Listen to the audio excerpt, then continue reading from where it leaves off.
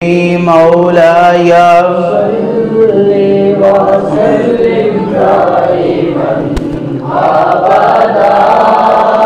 अला हबीबिका खैरिल खल्क़ि कुल्लिहिम मुहम्मदुन सय्यिदुल कौनैनि व साक़लैन मुहम्मदुन सय्यिदुल कौनैनि व साक़लैन वल फ़रीक़ैनि मिन उर्मि व मिन आजामी मौलाय सल्लि व सल्लिम दाइमन अबदा अला हबीबिका खैरिल खल्क़ि कुल्लिहिम हुवल हबीबुल्लज़ी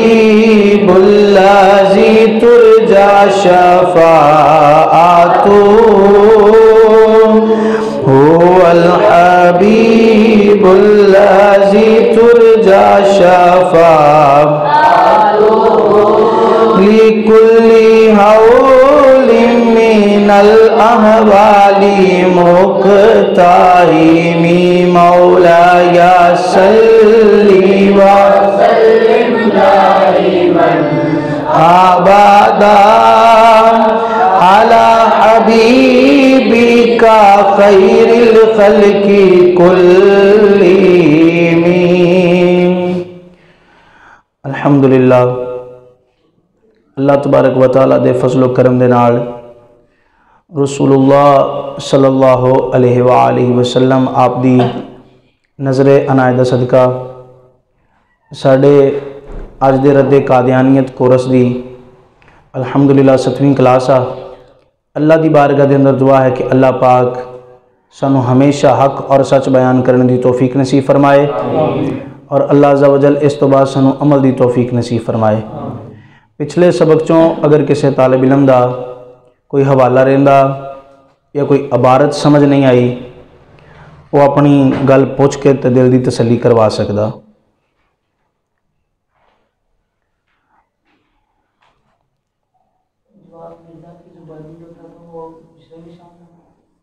हाँ, पिछली इबारत जिल्द नंबर 13 इबारत अगर नहीं लिखी तो मैं दोबारा लिखवाऊंगा इंशाअल्लाह जी। लिखिए मिर्ज़ा ग़ुलाम अहमद कादियानी के तज़ादात। ये चैप्टर शुरू हो गया था हमारा जी, हो गया। लिखिए तज़ाद नंबर 1।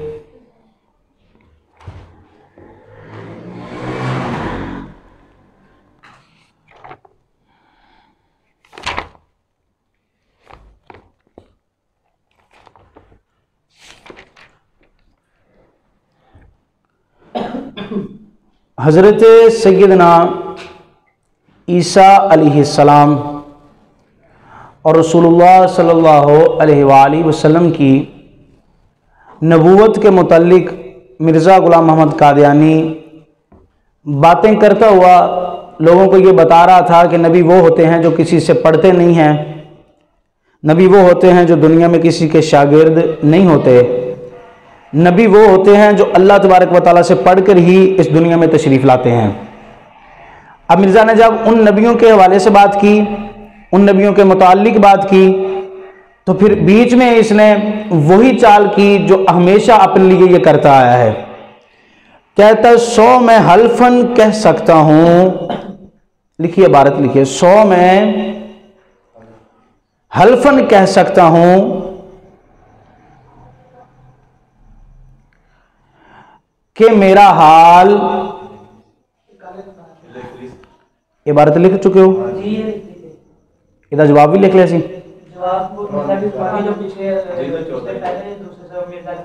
नहीं, इधर जवाब लिखा जिल्द 13 का इस इबारत का। इतने जी मैं इबारत पढ़ रहा हूँ वो इन्हें 14 इधर जवाब लिखा, मैं अर्ज कर रहा हूँ। हाँ, मिर्ज़ा की जुबानी। वो पीछे आपने मिर्ज़ा की तारीफ में बता दिया, वो हवाला नोट किया है, वो नहीं लिखा। तो फिर ये इबारत दोबारा लिखी है आज ना। सो मैं हल्फन कह सकता हूं कि मेरा हाल यही हाल है।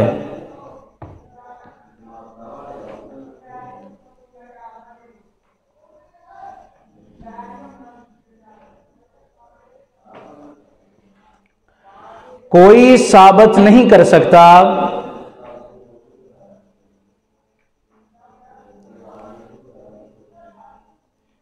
कि मैंने किसी इंसान से कुरान या हदीस या तफसीर का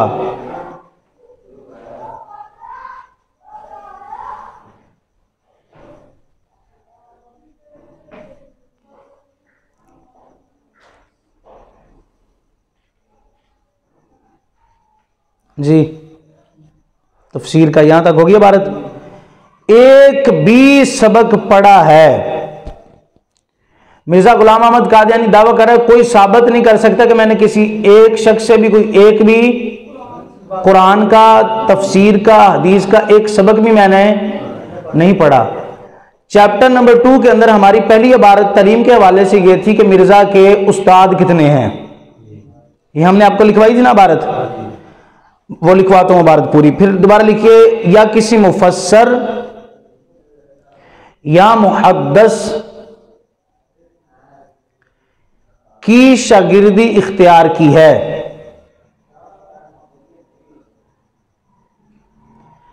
कोई शख्स साबित नहीं कर सकता कि मैंने किसी इंसान से कुरान या हदीस या तफसीर का एक सबक भी पढ़ा है, या किसी मुफस्सर या मुहद्दिस की शागिर्दी इख्तियार की है। कोई शख्स ये साबित नहीं कर सकता। हवाला नोट कर लीजिए, रूहानी खजाइन जिल्द 14 सफ़ा 394।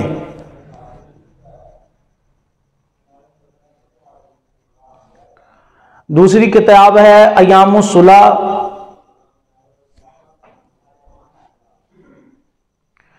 उसका पेज है 168।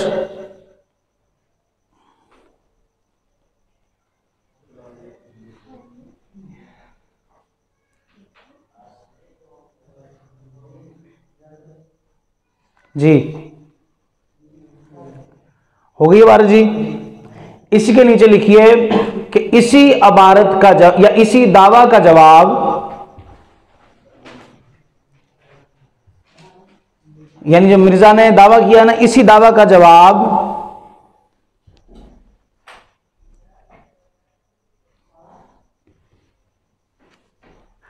आज सुबह इतने आ जाओ, अंदर आ जाओ।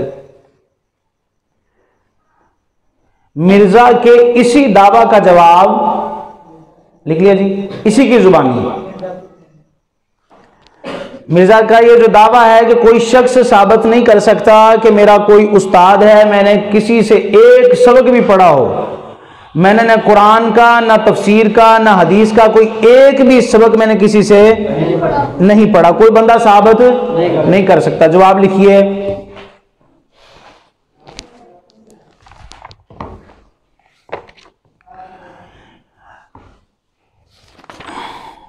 बचपन के जमाना में, पूरी बात ये पहले लिखी हुई है आपने, लेकिन लिख लीजिए।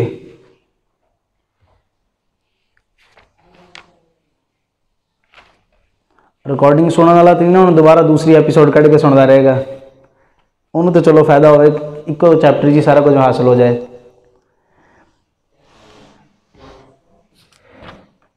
बचपन के जमाना में मेरी तालीम इस तरह पर हुई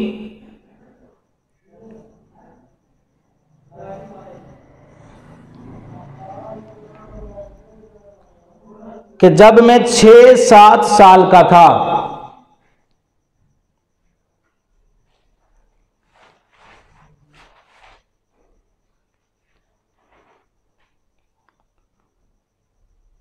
तो एक फारसी मुअल्लम खां, मुअल्लम टीचर को कहते हैं, यानी मिर्जा गुलाम अहमद कादियानी कह रहा, जब मेरी उम्र 6-7 साल की हुई तो एक फारसी पढ़ाने वाला उस्ताद जो था ना, मेरे लिए नौकर रखा गया। कैसा अजीब तरीन शख्स है जो अपने असातिज़ा के लिए लफ्ज़ नौकर इस्तेमाल करता है।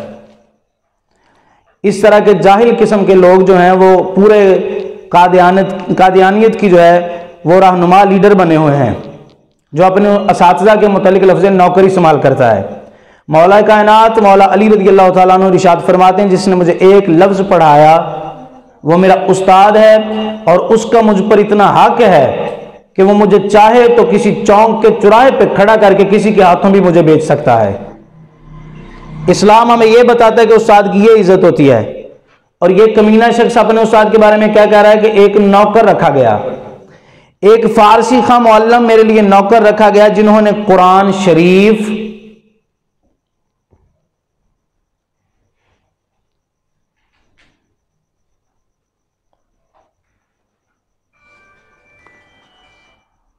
और चंद फारसी किताबें मुझे पढ़ाई।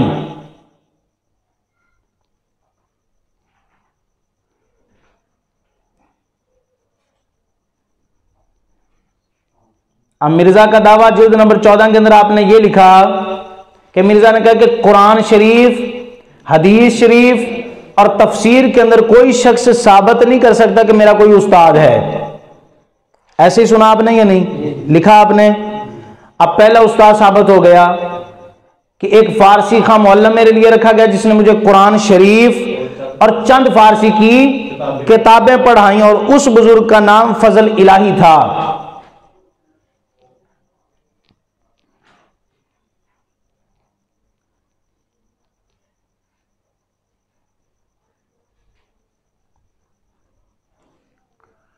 और जब मेरी उम्र तकरीबन 10 वर्ष की हुई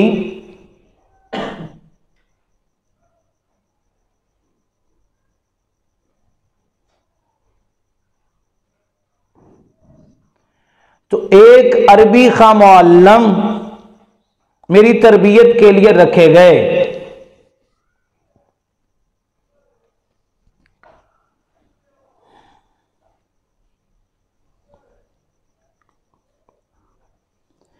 जिनका नाम फजल अहमद था।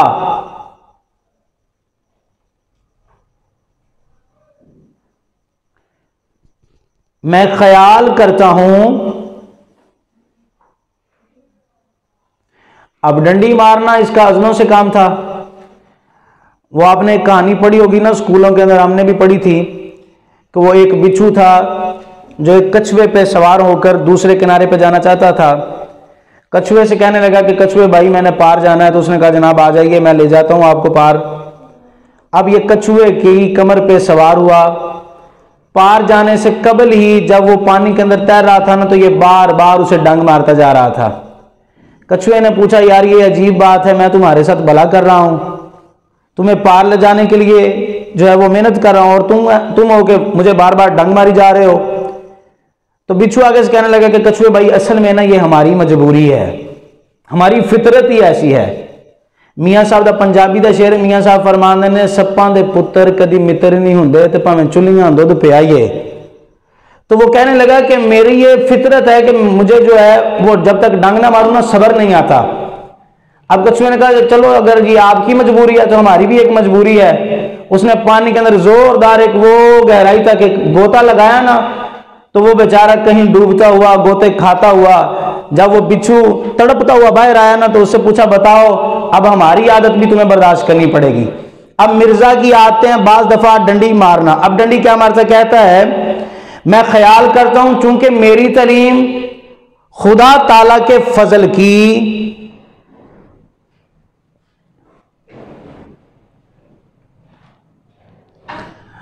चूंकि मेरी तालीम वालेकुम सलाम खुदा ताला के फजल की एक इब्तिदाई तुखम रेजी थी। कहता अब जाहिर सी बात है कि यह तालीम अल्लाह ताला की तरफ से मुझे हासिल हो रही थी। अच्छा अब हासिल कर रहा है दो असातिज़ा से, एक का नाम है फजल इलाही और दूसरे का नाम बता रहा है फजल अहमद। अब इन्हीं के नाम से एक तुक्का लगा के कहने लगा कि जाहिर सी बात है मेरी तालीम अल्लाह की जानिब से थी, तो मुझे ऐसा इसलिए उन उस्तादों के नाम का, हाँ, उन उस्तादों के नाम का पहला लफ्ज भी फजल ही था। अब फजल अहमद उस्ताद का नाम और एक का नाम था फजल इलाही, तो कहने लगा जनाब फिर ऐसे करके ना मेरी तलीम अल्लाह सी तताइयों फिर मेरे उस्तादों का पहला लफ्ज ही फजल अहमद ते फजल इलाही सी। जहां मौका मिला डंडी मार दी। यहां तक इबारत होगी जी। आगे कहता है मौलवी साहब मौसूफ जो एक दीनदार और बुजुर्ग,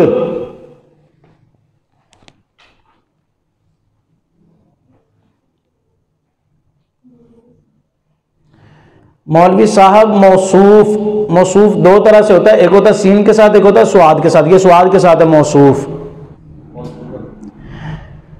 मौसूफ जो एक दीनदार और बुजुर्गवार आदमी थे।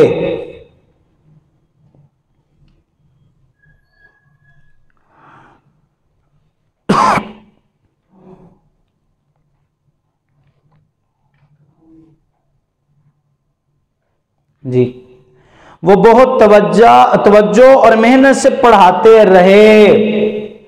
अब जिल्द नंबर 14 के अंदर मिर्जा गुलाम अहमद कादियानी ने कहा था कि मैं किसी से पढ़ा हुआ नहीं हूं। तो यहां पे अपने दोनों साथिजा के बारे में लिखता है कि वो बड़ी तवज्जो और मेहनत के साथ मुझे पढ़ाते रहे। मैंने बार बार, आज का ये हमारा 7वां सबक है, 6 सबकों के अंदर मैंने पहले भी कहा था, फिर कह रहा हूं कि चनाब नगर से लेकर कादियान तक, कादियान से लेकर लंदन तक, फिर लंदन की मलका बरतानिया से लेकर इसराइल जो हैफा शहर तक, तमाम कादियानियों को हमारा चैलेंज है कि इन इबारतों पे जब जी चाहे हमारे साथ बात कीजिए कि जिल्द नंबर 14 में तुम्हारा ये बाप कह रहा है कि मेरा कोई उस्ताद नहीं है, और जिल्द नंबर 13 पे ये अपने 3 उस्ताद जो है वो बता रहा है। अब बताओ, जो झूठ बोल के यहां तक तुम्हें बेवकूफ बना रहा है, तो झूठ बोलना है एक ऐब, और जिसमें ऐब हो वो नबी नहीं होता।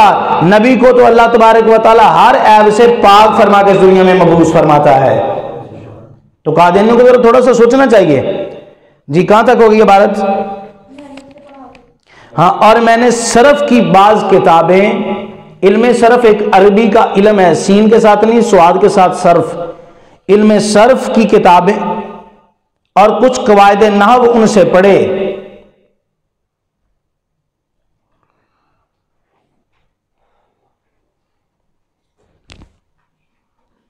और बाद उसके जब मैं 17 या 18 साल का हुआ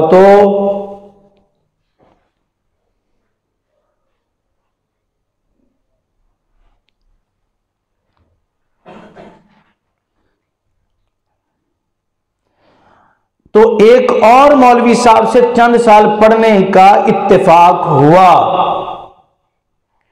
नबी करीम अलैहिस्सलातु वस्सलाम के उस्ताद ने अल्लाह तबारक व तआला, अल्लाह ताला खुद कुरान पाक सूरतुर रहमान आयत नंबर 3 में इरशाद फरमाते हैं अर्रहमान अल्लमल कुरान, फरमाया पाक है वो जात जिसने कुरान सिखाया, खालकल इंसान, और फिर इंसान को पैदा किया। अब सोचने वाली बात यह है कि इंसान बने, फिर 1,24,000 कमोबेश नबी आए, और फिर जाके सरकार इस्लाम पे कुरान नाज़िल हुआ। और अल्लाह कुरान पाक में इरशाद फरमा रहा है कि पाक है वो जात जिसने अपने बंदे को अल्लामल कुरान, कुरान सिखाया। इसका मतलब ये हुआ कि अभी इंसान भी नहीं कोई बना था, तो रब की बारगाह में कोई तो था जो वहां पे रब की बारगाह में कुरान सीख रहा था, तो वो सिर्फ रसूलुल्लाह सल्लल्लाहु अलैहि वसल्लम की जात है। तो पंजाबी दी एक मिसाल है कि चलो जो मुंह सही ना हो तो बंदा गल ही कोई सही करे। कादियानियों को सोचना चाहिए भी देखो कैसा मुंह मसरा दी दाल और मसूर दी दाल तरह दा, और बराबरी रसूलुल्लाह सल्लल्लाहु अलैहि वसल्लम दी, ठीक है। कैसा जनाब खबीस आदमी है ये। कहां तक होगी ये इबारत? 17 या 18 साल का हुआ तो एक मौलवी साहब से चंद साल पढ़ने का इत्तेफाक हुआ। आगे आ जाओ यार, जगह खाली है। जो पीछे दोस्त बन थोड़े थोड़े आगे हो जाओ यार, और जो आना सारे पीछे बैठते रहते हैं फिर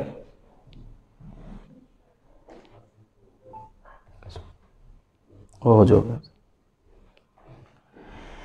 इनका नाम गुल अली शाह था, गाफ के साथ गुल है ये, और ये जो तीसरा टीचर था ये शिया था। आज भी मुझे एक बंदे ने सवाल पूछा कि आपने अपने लेक्चर नंबर 3 में कहा है कि मिर्जा का एक उस्ताद जो अहले हदीस था, फिर एक बताया शिया था, तो क्या इसका कोई उस्ताद सुन्नी नहीं था? तो मैंने उसे भी आज कहा, मैंने कहा अगर कोई सुन्नी हुंदा उस्ताद तो ये खाची जी एहो जी थोड़ी होंगी, कोई बंदे का पुत बनता अगर किसी सुन्नी के कोल बैठा होंदा। समझ आ रही कि नहीं आ रही? हम जैसे सुन्नियों के नौकरों खादमों को इतनी बातें पता चल जाती हैं 4 साल पढ़ने के बाद। अगर कोई उस्ताद इसे पढ़ाता तो वो भी इसको सीधा रास्ता बता देता। ये पढ़ा ही उन जैसों से है जिनका अपना अकीदा डावाडोल है, उन्होंने इसे क्या बताना था? तो इसका तीसरे उस्ताद का नाम था गुल अली शाह।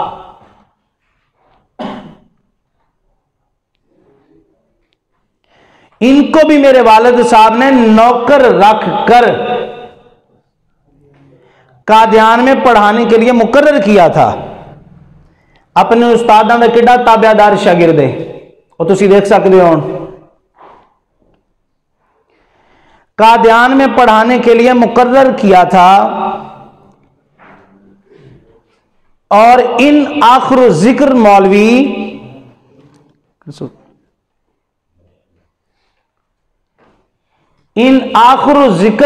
साहेब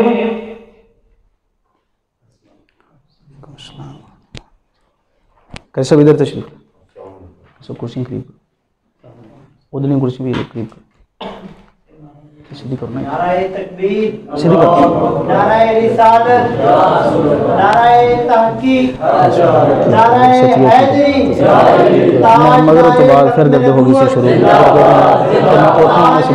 खत्म नबूवत जिंदाबाद जिंदाबाद ताजदारे खत्म नबूवत जिंदाबाद काफर काफर कादियानी काफर काफर कादियानी काफर जो ना माने वो भी काफर जो ना माने वो भी काफर। और इन आखिर जिक्र मौलवी साहिब से मैंने नहव और मंतिक और हिकमत वगैरह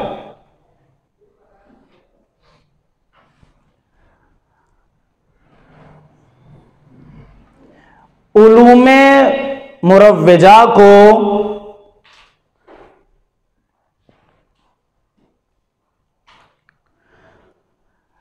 जहां तक खुदा ताला ने चाहा हासिल किया। और ये जो अब लाइन लिखवाने लगा हूं ना, इससे कबल पहले लिखिए नोट। नोट से मुराद ये होता है कि जो आगे बात हो रही है ना वो गौर तलब बात है और ऐसी बात है जो बाकी बातों से मुख्तलिफ है, तो इसलिए नोट लिखवा रहा हूं आपको। लिखिए नोट। नोट क्या के लिखिए। और बाज तबाबत की किताबें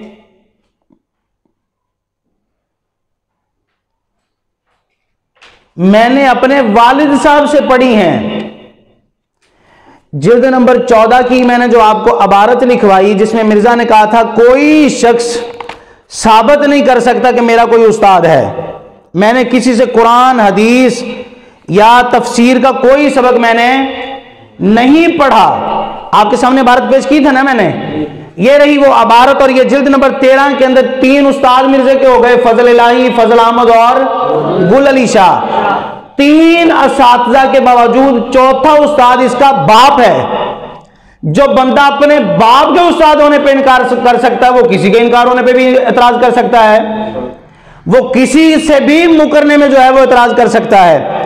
उसके नजदीक कौन सा कोई बड़ी बात है कि वो अपने असातिज़ा से मुकर जाए जो अपने बाप से ही मुकर गया।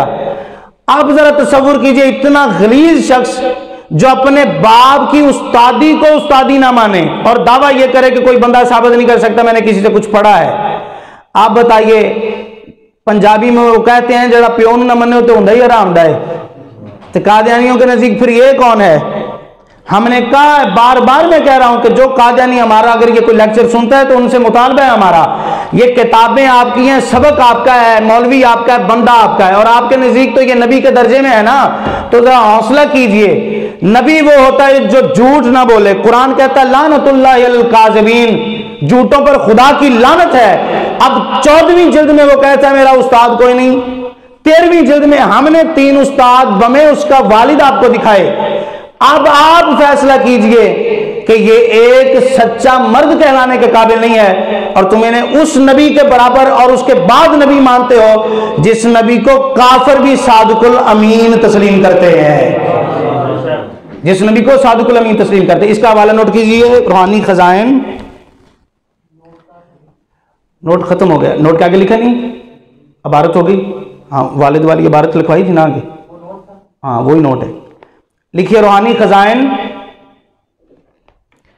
जिल्द 13 सफ़ा 180 ता 181। दूसरी किताब है किताबुल बरियत,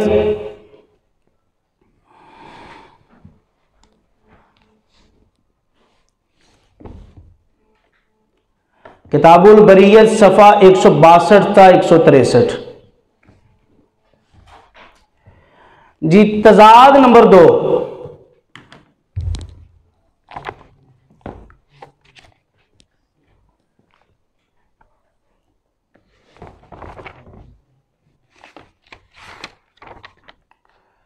लिख लिया जी।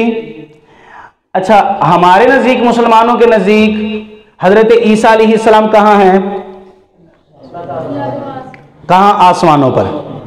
उनका इंतकाल, ये हमारे पहले लेक्चर में ये बातें हो चुकी हैं। अच्छा, कादियानियों के मुतालिक हज़रत ईसा की कब्र भी है, आपको याद है? कहाँ बताया था? श्रीनगर। आज मिर्जा थोड़ा सा एक कदम और आगे बढ़ा, वो सुनिए। लिखिए इबारत, यही भेद है, भेद कहते हैं राज को, यही भेद है कि आ हजरत सल्लल्लाहु अलैहि वसल्लम फरमाते हैं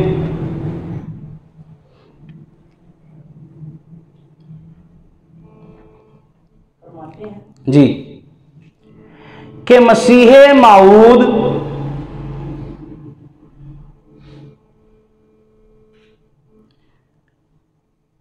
मेरी कब्र में दफन होगा। सियासिता की जितनी कुतब हैं, उनसे लेकर जितनी भी ज़ख़ीरा अहादीस की किताबें हैं ना, मेरे दाएं बाएं अल्हम्दुलिल्लाह उलमा तशरीफ़ फरमाए हैं, और ये उलमा मुझसे ज़्यादा इल्म रखने वाले हैं। मैं इनके सामने एक तालिब इल्म की हैसियत रखता हूँ। इनकी मौजूदगी में आप हजरात के सामने मैं आपसे भी पूछूंगा और उलमा से भी अपनी बात की तस्दीक कराऊंगा। एक हदीस ज़ख़ीरा हदीस में कोई साबित करे कि नबी पाक ने फरमाया हो कि हजरत ईसा अलैहिस्सलाम मेरी कब्र में दफन होंगे, यह हदीस कहीं नहीं है। हाँ, यह हदीस जरूर मौजूद है कि सरकार ने फरमाया मेरे साथ दफन होंगे। अल्हम्दुलिल्लाह, जब ये मैं मदीना शरीफ हाजिर हुआ तो मैंने अपनी आंखों से वो मंजर देखा। ये और भी हाजी हजरात यहाँ पे तशरीफ फरमाया अल्हम्दुलिल्लाह। इनसे भी आप पूछे कि आज भी रोज़ा रसूल सल्लल्लाहु अलैहि वसल्लम में एक कब्र की जगह खाली है। आका ने फरमाया था कि कुर्बे क़यामत ईसा अलैहिस्सलाम आएंगे, 40 बरस जिंदगी गुजारेंगे, शादी होगी, बच्चे होंगे, हुकूमत फरमाएंगे, फिर उनके बाद रोज़ा रसूल के साथ उनकी कब्र होगी, साथ, ना कि रसूलुल्लाह की कब्र में। अब ये मिर्जा कह रहा है कि रसूलुल्लाह ने फरमाया कि ईसा अलैहिस्सलाम मेरी कब्र में दफन होंगे। अब यहां पे आका की हदीस सुन लीजिए जो 40 सहाबा से रवायत है। अल्हम्दुलिल्लाह, मैंने वो उस हदीस का निशान 40 सहाबा से मैंने जो है वो लगाया हुआ है, नोट उसका। 40 सहाबा इकराम से एक ही हदीस मनकूल है। नबी अलैहिस्सलाम ने इरशाद फरमाया, जिस बंदे ने मेरी जानिब झूठ मंसूब किया वो अपना ठिकाना दोज़ख में समझ ले। अब मिर्जा का जरा ख्याल करवाइए, जरा चेक कीजिए मिर्जा कहाँ है। आप ही पूछ लीजिए ना, एड्रेस बताकर गया होगा। हमने एड्रेस बताया तो बड़ा दुख होगा आपको, बड़ी तकलीफ होगी आपको। तो कहता है वो आका अलैहिस्सलाम ने फरमाया कि मसीह माऊद मेरी कब्र में दफन होंगे। अच्छा, अगर तो ये मसीह माऊद है मिर्जा, आपको मैंने हर किताब का टाइटल दिखाया था शुरू में, ये देखिए किताब के बाद लिखा हुआ है मसीह माऊद व मेहदी माऊद अलैहिस्सलाम। अपने आप को मसीही कहता है, अपने आप को मेहदी कहता है। अच्छा, अगर ये मसीह माऊद था, या जो कादियानी कहते नहीं जी ये भी मसीह है जी साढ़े वास्ते, और यही हजरत मेहदी माऊद अलैहिस्सलाम भी है, अगर इनके नजदीक ये मसीह माऊद था तो ये आज दफन कहां पर है? कादियान में। तो ये तो रसूलुल्लाह के रोजे में दफन ही नहीं हुआ, तो इसका मतलब कि ये मसीह माऊद नहीं है, ये मेहदी नहीं है। आपको बात समझ आ रही है मेरी? इसने अपनी किताब में लिखा है ना कि वो रसूलुल्लाह के रोजे में दफन होगा। अब हर जगह पे अपना दावा करता है कि मैं मसीह माऊद हूं। अगर ये मसीह माऊद है तो फिर ये तो दफन है कादियान में, ये तो रसूलुल्लाह के रोजे में दफन तो नहीं है। तो पता क्या चला, ये मसीह माऊद नहीं है। तो कहते हैं मसीह माऊद मेरी कब्र में दफन होगा, यानी वो मैं ही हूं। सुनिए अगली आगे वाली इसकी जो है वो खबासत, एक इशारा किया कि रसूलुल्लाह ने फरमाया मसीह मऊद मेरी कब्र में दफन होगा। अब आगे से कहते हैं मसीह मऊद भी मैं ही हूं। अच्छा, अगर जाहिल इंसान तू है तो तू तो कादियान में दफन है। अब कादियान तू कैसे दफन हुआ, तो ये इंशाल्लाह पूरा मैं आपको लिखवाऊंगा बारह सारी कि ये मरा कैसे, मरा कहां पर, किस तारीख को मरा, फिर पाकिस्तान से, लाहौर से जनाब अली कादियान पहुंचा कैसे, दफन कैसे किया गया, ये सारी इबारत आपको लिखवाऊंगा। ये इशारतन सिर्फ अर्ज कर रहा हूं कि आप अभी भी जाके नेट पर सर्च किए, लिखिए आपके मिर्जा की कब्र कहां पे है, तो आगे जो टाइटल गूगल से निकलता है ना वो कादियान है, कब्र भी कादियान में निकलती है, यूट्यूब पे आप निकालें कादियान में निकलता है। तो एक जगह पे कहता है कि मसीह मऊद रसूलुल्लाह के रोजे में दफन होंगे, और दूसरी जगह कहता है कि मसीह मऊद मैं ही हूं। तो आप देखिए बातों में तजाद है कि नहीं है, बातों में इख्तलाफ है कि नहीं है। आगे एक फड़ और सुनो जी, कहता है और इसमें दो रंगी नहीं आई, इसमें दो रंगी यानी इसमें दो बातें नहीं है, इसमें सिर्फ एक बात है कि वो मसीह मऊद मैं ही हूं, इसमें दो रंगी नहीं आई। और तुम यकीनन समझो कि ईसा बिन मरियम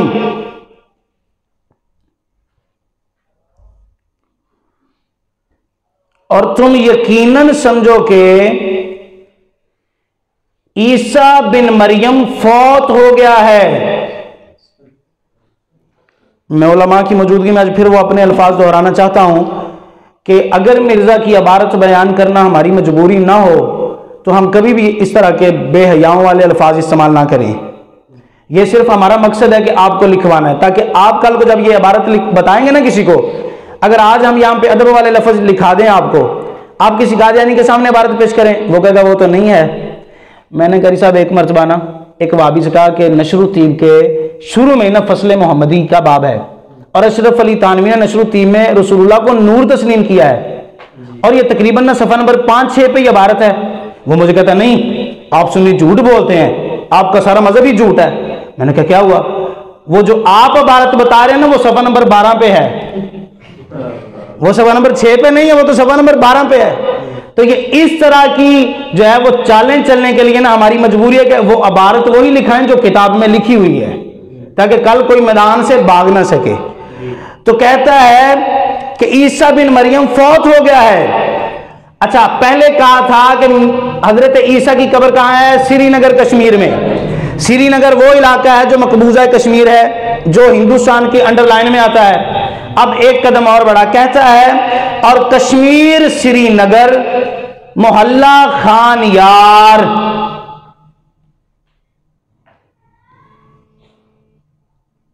में उसकी कब्र है, यार खान में उसकी कब्र है। उसकी से मुराद हजरत ईसा अलैहिस्सलाम है। यानी पहले तो हमें सिर्फ इसने श्रीनगर ही बताया, अब मानने वालों ने कहा होगा ना भी इतना बड़ा श्रीनगर है, बताओ जाना कहां पे है। उसने कहा लो तोड़ एड्रेस बताते हैं कि वो है मोहल्ला यार खान में। मोहल्ला यार खान में ईसा अलैहिस्सलाम की कब्र है।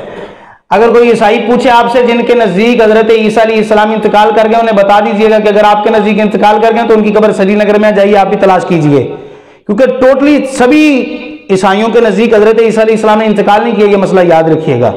बाज मानते हैं कि हजरत ईसा अलैहिस्सलाम आसमानों पर मौजूद हैं। आगे लिखता है खुदा ताला ने अपनी किताब अजीज में उसके मर जाने की खबर दी है। उलमा समेत, कारी साहब भी हाफिज हैं, तुम भी हाफिज हो जी, कारी साहब HEC साहब, कारी साहब को भी कुरान, चलो उलमा को वैसे तो कुरान पढ़ा है ना हम सब ने यार। कुरान की एक लाइन, एक तर्जमा, एक आयत कादियानी हमें बताएं वो सपारा कौन सा है, वो सूरत कौन सी है, वो आयत कौन सी है, किस जगह पे अल्लाह ताला ने फरमाया है कि हजरत ईसा अलैहिस्सलाम फौत हो गए हैं।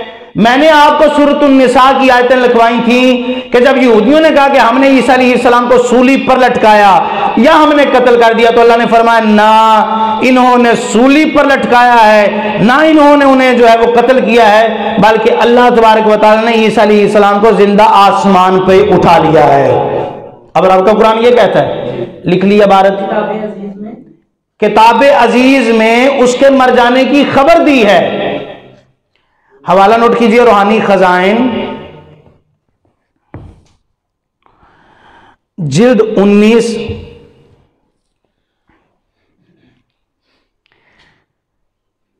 सफ़ा 16।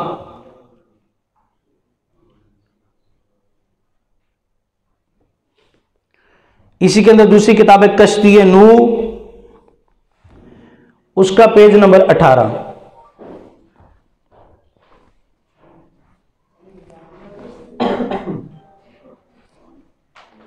मिर्जा हमेशा डंडी मारता है, जाहिर बात है कौम को बेवकूफ जो बनाता है ना, तो बुजुर्ग कहते हैं कि मारने वाले से बचाने वाला बड़ा होता है। अल्लाह ताला की जात बड़ी बेनियाज है, वो किसी के मुंह से क्या निकलवाना है वो बेहतर जानता है। अब अल्लाह तबारक व तआला ने इसके मुंह से कौन कौन सी बातें निकलवाई कि अब ये बंदा कहता था कि हजरत ईसा अलैहिस्सलाम की कब्र कहां है, श्रीनगर।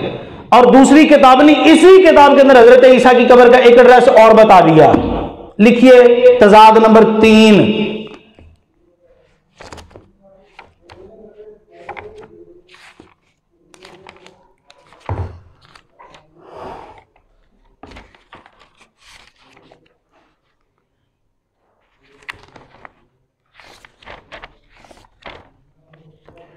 लिख लिया जी।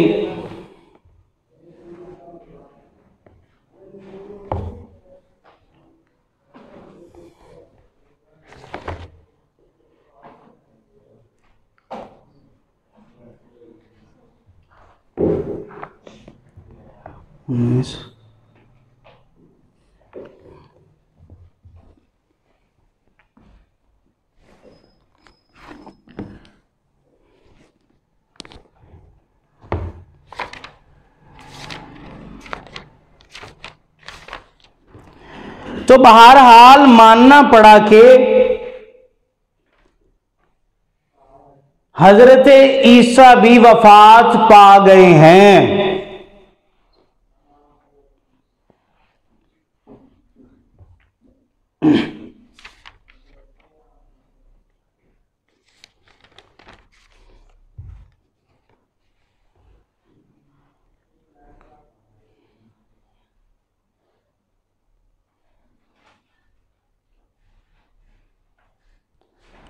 और लुत्फ तो यह है कि हजरत ईसा की भी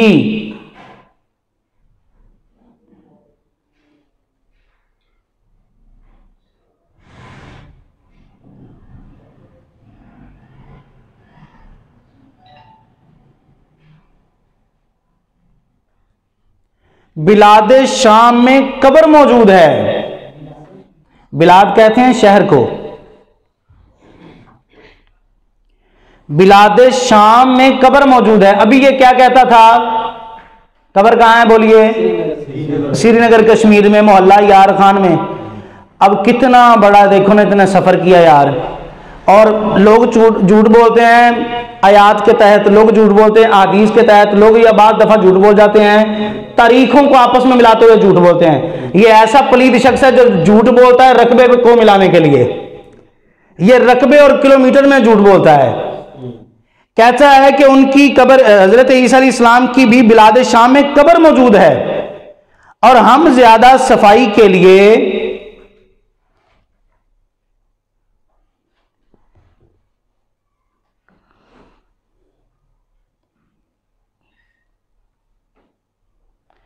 इस जगह हाशिए में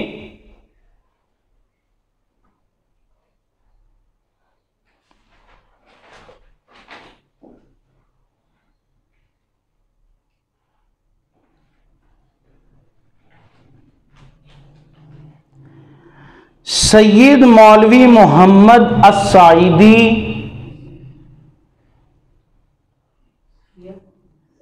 मौलवी मोहम्मद अस्साइदी तराबलसी। तराबलस ये तुर्क का एक शहर था जो मुल्क शाम के करीब था। बाद में एक दफ़ा वहाँ पर जो है कुछ रोमन ने वहाँ पर हमला किया, जिसकी वजह से ये सारे का सारा जो शहर था वो तबाह हो गया था। तराबलस, तराबलसी सीन के साथ तराबलसी की शहादत दर्ज है। मिर्जा कहता है जो हजरत ईसा अलैहिस्सलाम की कब्र के मुतालिक हम बात कर रहे हैं ना, उनकी कब्र मुल्क शाम में है। कहता है उसके बात के दलाइल पर या उस बात के कह लें वजूद के साबित होने पर कहता हम ज्यादा बातें नहीं करते, बल्कि हाशिए में मौलवी मोहम्मद सईदी तराबलसी का एक जो है ना वो खत जो है वो आपको पेश कर देते हैं। पूरा खत इसने हाशिए के अंदर लिखा हुआ है, लेकिन उसकी अबारत का मखजन क्या है, उस अबारत का निचोड़ गए सिर्फ आप ये लिखिए। कहता है तराबलसी की शहादत दर्ज करते हैं और वो तराबलस बिलाद शाम के रहने वाले हैं।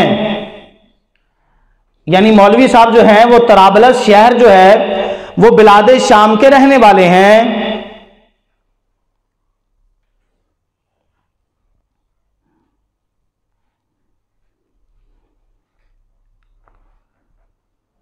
और इन्हीं की हुदूद में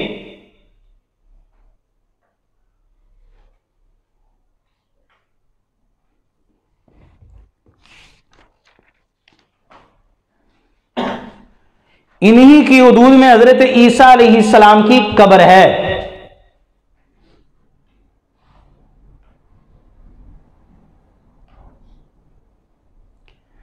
अब इस अबारत से क्या साबित हुआ कि हजरत ईसा की कब्र कहां है? बिलाद शाम में, ठीक है ना।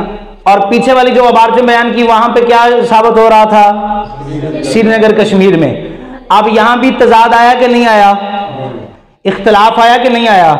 नबी वो होता जिसकी बातों में कोई तजाद नहीं होता, जिसकी बातों में कोई दुरंगी नहीं होती। अल्लामा इकबाल फरमाते हैं दुरंगी छोड़ दे यक रंग हो जा, सरासर मोम या सरासर संग हो जा। समझ आ रही है कि नहीं आ रही? अच्छा, आपने सिर्फ यहां पे इशारतन लिखना है, क्योंकि हमारी क्लास का टाइम खत्म होने में सिर्फ 5 मिनट बाकी है। अभी इसका एक और तजाद लिखवाना है आपको। क्लास के बाद आप किताब से वो फिर जो है वो खत लिख लीजिएगा। आप इसी के नीचे लिखिए भारत, नीचे लिख लीजिए ना कि तराबलसी मौलवी मोहम्मद सईद तराबलसी का खत, फिर नीचे जगह छोड़ दीजिए।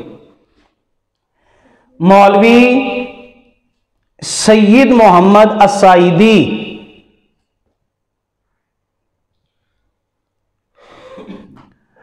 तराबलसी का खत, नीचे खत की जगह छोड़ दीजिए और तजाद नंबर 3 जो है वो दर्ज करना शुरू करते हैं।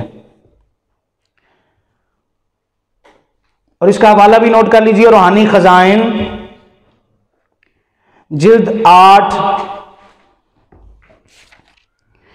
सफा 296।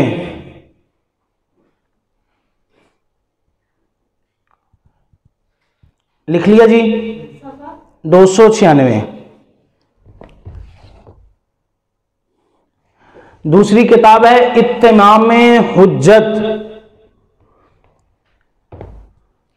उसका सफा नंबर है 24।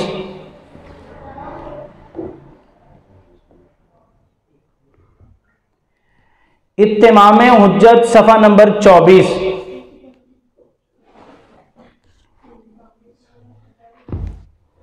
लिखिए जी तीसरा तजाद नंबर।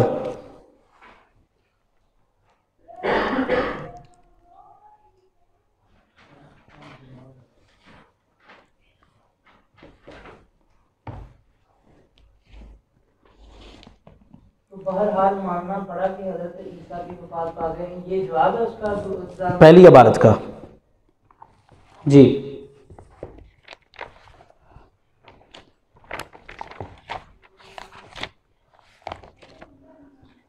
कि इंसान की असल ज़बान तो कोई हो,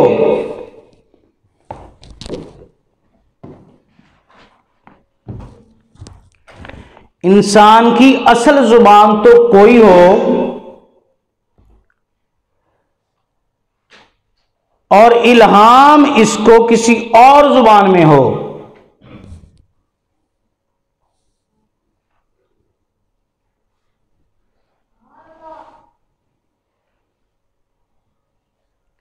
जिसको वो समझ भी ना सकता हो। यानी एक बंदे की जुबान कुछ और है, जिस तरह हम बैठे हैं, हमारी जुबान बोलते पंजाबी हैं और अगर लिखने को कोई कहे तो लिखते उर्दू हैं। जाहिर सी बात, अगर हमसे कोई फारसी जुबान में बात करो तो हमारे लिए समझने में मुश्किल हो जाएगी, अगर कोई अबरानी जुबान में बात करो तो तब भी मुश्किल हो जाएगा। मिर्जा कहता है कि इंसान की असल जुबान तो कोई और हो और इल्हाम उसको किसी और जुबान में हो, जिसको वो समझ भी ना सकता हो, यानी जो उसके पास इल्हाम आता है वो जुबान कोई और हो भी ऐसी जुबान के जिसको वो समझ भी ना सकता हो। कहते हैं क्योंकि इसमें तकलीफ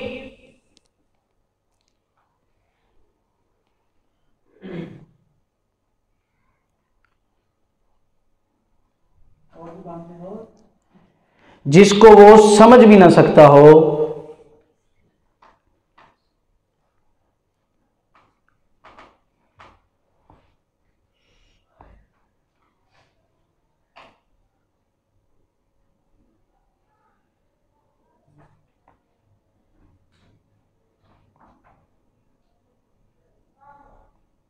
जी, क्योंकि इसमें तकलीफ माला युताक है। माला युताक मतलब जिसकी वो ताकत भी नहीं रखता जुबान समझने की, माला युताक है।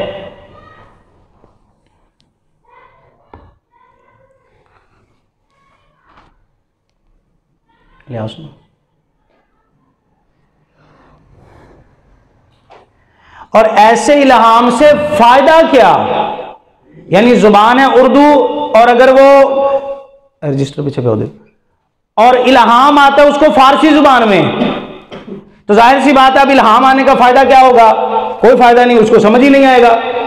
तो मिर्जा कहता है और ऐसे इल्हाम से फायदा क्या,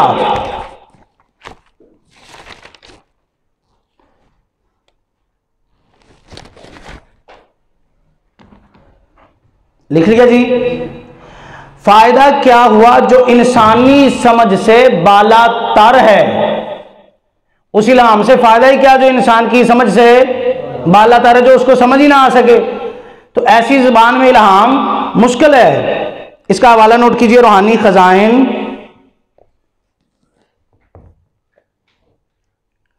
जिल्द 23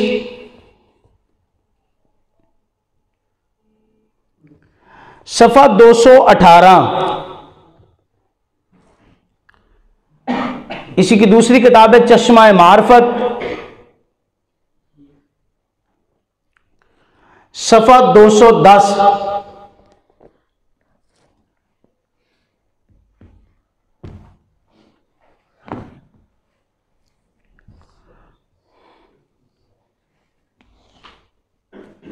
हो गया जी। हाँ, जवाब लिखिए नीचे। अब इसी तजाद का जवाब, अब इसने कहा ये कैसे हो सकता है कि बंदे की जुबान कुछ और हो, इल्हाम उसे कुछ और जुबान में हो, और वो भी ऐसी जुबान में जिसको इंसान समझ भी ना सकता हो, तो फिर ऐसे इल्हाम का फायदा ही क्या। समझ आ रही है कि नहीं आ रही। अब मिर्जा दूसरी जगह क्या कहता है, कहता है ताज्जुब की बात यह है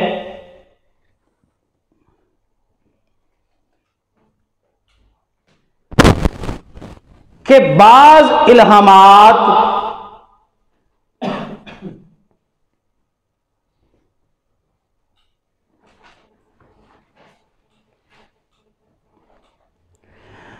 मुझे उन जुबानों में भी होते हैं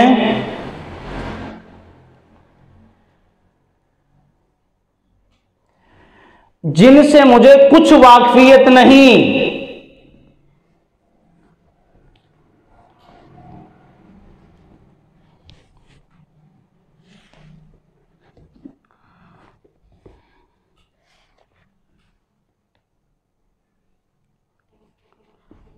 लिख लिया जी। जिनसे मुझे कुछ वाकफियत नहीं। आगे मिसाल भी देता है, जैसे अंग्रेजी, ये वाहिद पहला झूठा कमीना नबी है जिसे अंग्रेजी जुबान में इल्हाम होता है। अब मैं वही इसकी लिखवाऊंगा भी, वही से क्या होती है। इसी किताबों में रूहानी खजान में लिखा है कि अल्लाह मुझे कहता है Mirza I miss you. Mirza अल्लाह कहता है आई एम विद यू, मैं तुम्हारे साथ हूं। मिर्जा कभी कभी अल्लाह कहता है आई लव यू, मिर्जा मुझे तुमसे मोहब्बत है। ये इसकी किताबों में लिखी हुई है, इंशाल्लाह विद हवाला आपको लिखवाऊंगा इसकी वही भी। लिखिए, कहता है जैसे अंग्रेजी या संस्कृत, अंग्रेजी यार जी, या संस्कृत या इब्रानी वगैरह। ये पलीद, ये कादियान का रहने वाला, कहाँ इसराइल और कहाँ ये कादियान, और ये कहता है मेरी जुबान जो वो भी इब्रानी है और मुझे उसमें भी इल्हाम होते हैं। अब ये बोलता था उर्दू पंजाबी, और जब लिखने की बारी आती तो लिखता था उर्दू। और पीछे वाली जो किताब में जिल्द नंबर 23 का हवाला दिया, उसमें इसने कहा था कि उस इल्हाम का कोई फायदा नहीं जो इंसान को समझ भी ना आए और उसमें इल्हाम भी हो। और यहाँ पे खुद कह रहा है कि अंग्रेजी में भी इल्हाम हुआ, संस्कृत में भी इल्हाम हुआ और इब्रानी में भी इल्हाम हुआ। मिर्जा जी इसका मतलब ये हुआ ये तेरी जुबानें थी नहीं, तो इसमें इल्हाम का भी कोई फायदा नहीं है। तो जिस इल्हाम का कोई फायदा ही ना हो तो फिर वही करनी क्या है? समझ आ रहा है मसला? फिर क्या करना है हमने? वो उस इल्हाम को जिस इल्हाम का कोई फायदा ही नहीं हो। रही रसूलुल्लाह के इल्हाम की बात तो सुन, जामे तिरमिज़ी की हदीस पाक, लजपाल नबी अलैहिस्सलाम ने इरशाद फरमा मेरे सहाबा जो कुरान का एक लफ्ज पढ़े अल्लाह ताला उसे 10 नेकियां अता फरमाता है। सहाबा ने अर्ज़ की या रसूलल्लाह अलिफ लाम मीम ये एक लफ्ज है? सरकार ने फरमाया ना, मेरे सहाबा अलिफ एक जुदा है, लाम एक जुदा लफ्ज है, मीम एक जुदा लफ्ज है। जो अलिफ लाम मीम पढ़ता है अल्लाह ताला उसे 30 नेकियों का सवाब अता फरमाता है। अब ये रसूलुल्लाह के इल्हाम की शान है, और ये कादियानियों के खबीस की जो है वो बातें आपके सामने पेश की। इसका हवाला नोट कीजिए, रूहानी खजाइन जिल्द 18 सफ़ा 435।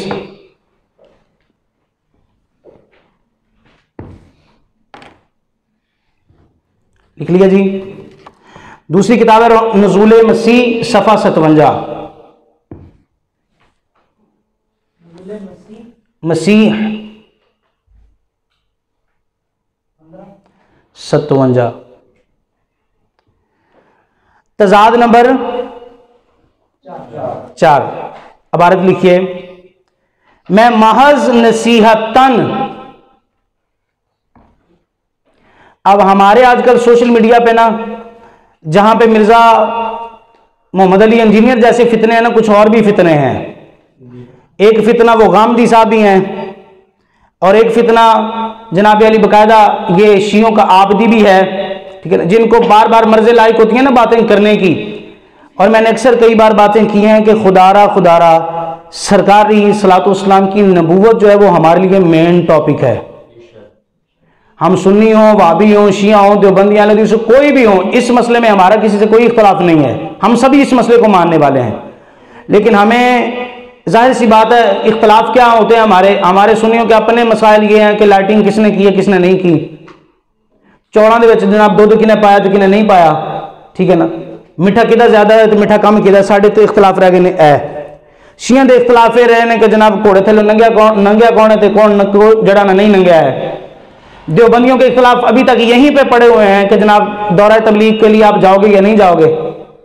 अहले हदीस हज़रात सिवाय जो है वो जिहाद के, इससे अलावा और कोई बात ही नहीं है उनके पास। वो जिहाद का नाम लेके पावे जनाब अली बाद जरा मुसलमान ही मरवा देना उन्होंने हथों। वो सिर्फ एक मौजू पे खड़े हैं सभी, खुदारा ये खत्म नबूवत का वो मौजू है जो दिन ब दिन लोग जो हैं वो इसकी जानिब बढ़ रहे हैं और बार बार इस मसले को कमजोर करने की कोशिश में लगे हुए हैं। अब हमें गामदी जैसे और मिर्जा मोहम्मद अली इंजीनियर जैसे फितने बड़ा मशवरा देते, नहीं जी कादियानी भी मुसलमान है, इनके बारे में भी अच्छी जुबान इस्तेमाल कीजिए। आइए मैं आपको बताता हूं कादियानी ने तुम्हारे बारे में जुबान कौन सी इस्तेमाल की है।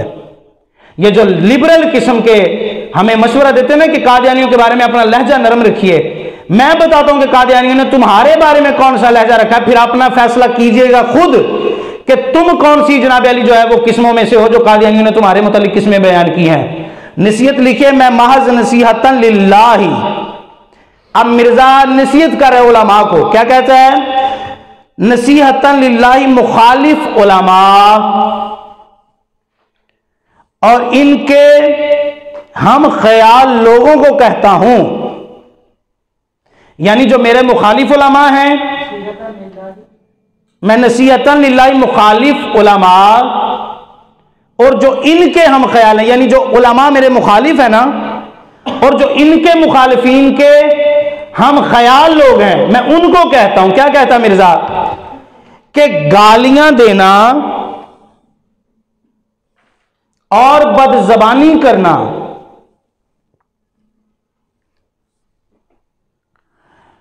तरीके शराफत नहीं।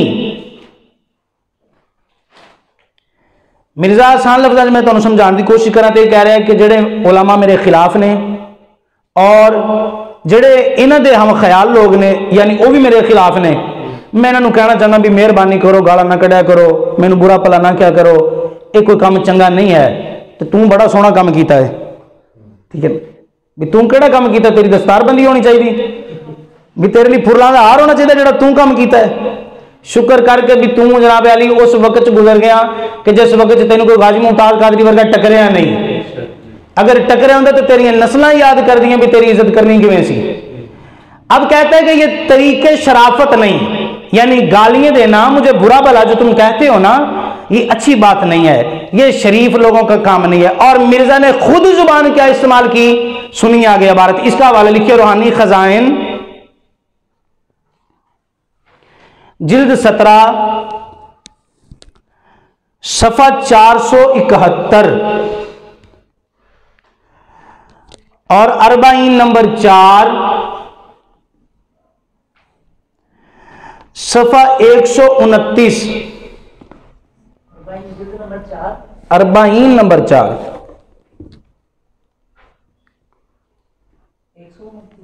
कला 29। अज तेनों बड़ी देर बाद सबक सुनता है, खैर होवे।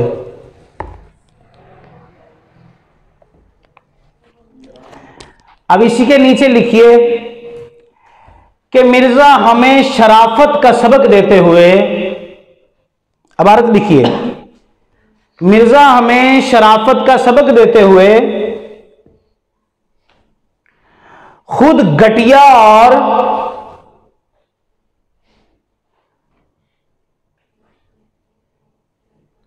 शैतानी जबान इस्तेमाल करता है।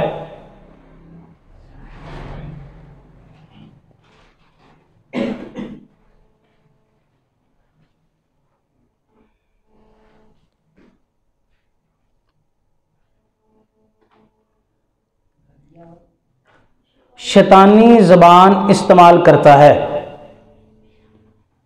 होगी जी इबारत, लिखिए दूसरी किताबी इबारत लिखिए, दुश्मन हमारे, अब मिर्जा गुलाम अहमद कादियानी कह रहा है दुश्मन हमारे बयाबानों के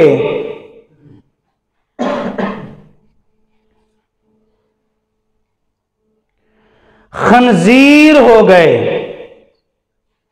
मिर्जा कहता है जो हमारा दुश्मन है ना वो सूर है बयाबानों का। अब गांधी साहब और मिर्जा मोहम्मद अली इंजीनियर साहब हमें नरम लहजे और कादियानियों से मोहब्बत के सबक देने वालों, ये तुम्हें क्या कह रहा है जरा सोचिए। अब एक ही बात है, या तो मिर्जा को मान लो, लिबरल किस्मों के लिए अब एक ही जवाब है, एक ही बात है तुम्हारे सामने, या तो उसको मान लो और अगर दुश्मनी करनी है तो वो दुश्मनों को क्या कह रहा है, खंजीर कह रहा है। अब तुम क्या कहते हो कि क्या करना है, अब तुम्हारी बात है। मानोगे तो एक कज़्ज़ाब नबी को मानोगे, बेड़ा तब भी गर्क है। और अगर तुम कहते हो नहीं जी वो हमें खंजीर कहेगा, तो सियाने कहते ने गावां दे क्या केड़ा टगे मारदे ने, ਇਹਦੇ कहने नाल असीं खंजीर थोड़ी बनना है। समझ आ रही है कि नहीं आ रही। और ये इसे हमें तो इसलिए खंजीर कहते हैं ना कि हम आका की नबूवत पे पहरा देने वाले हैं, हम आका को खातमुन नबीयीन कहने वाले हैं, आका के बाद किसी को नबी मानने वाले नहीं हैं। ये तो हमें इसलिए खंजीर कह रहा है। अगर आका की मोहब्बत में हमें ये गालियां दे रहा है तो ये कोई छोटा सौदा थोड़ी है, हमारे लिए ये काफी बड़ा सौदा है, करे निकाले गालियां। कहता दुश्मन हमारे बेआबानों के खंजीर हो गए और उनकी औरतें कुत्तियों से भी बढ़ गई हैं। अब मुसलमान एक मर्तबा ये अपने आप से तासुब की ऐनक लाजमी उतार के जरा सोचे जरूर। मैं गांव की बेस पे इतना जरूर अर्ज करूंगा कि ये बात मत कहिए कि फैजान शाकिर ने कहा तो फिर बात माननी है, मेरी ना मनो भाई किताब कर लिया जो इतो पढ़ के मान लियो, फैसला खुद कर लो। आकर कह देते हो कि इसे कौन सी जरूरत थी रद्द कादियानियत को शुरू करने की, यही जरूरत थी कि ये हमें क्या कहता है। और तुम हमें आके जो है वो शराफत का सबक पढ़ाते हो, तुम आके हमें जो है वो नरम लहजे का सबक देते हो, तुम आकर हमें कहते हो जी नहीं प्यार के साथ पेश आना चाहिए। ये तुम्हारे साथ कौन से प्यार के साथ पेश आ रहा है किबला? हम तो यहां पर बैठ के ऑन दी रिकॉर्ड बयान कर रहे हैं, तुमसे तो ये भी नहीं बनता कि तुम आके हमारा साथ ही दे सको। तुम्हारा तो साथ देने वालों में भी क़यामत वाले दिन नाम नहीं होगा। चिड़ी से पूछा था किसी ने मुंह में पानी लेकर किधर जा रही हो, उसने कहा हजरत इब्राहिम की आग बुझाने के लिए। उसने कहा सोच जरा, कहां चूंच कहां पानी का कतरा। और कहां वो इब्राहिम अलैहिस्सलाम पर आग लगाई हुई, इतनी बड़ी आग, नमरूद की इतनी बड़ी आग को कैसे बुझा सकेगी?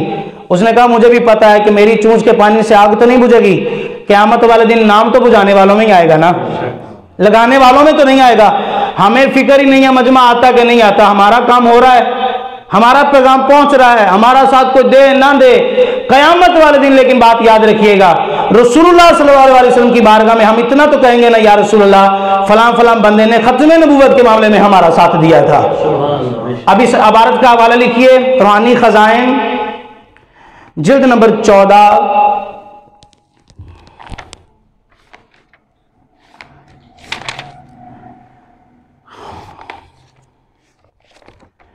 इसका पेज नंबर है 53। दूसरी किताब नजमुल हुदा, दूसरी किताब है नजमुल हुदा, उसका सफ़ा नंबर भी 53। मौला या सल्ली व सल्ली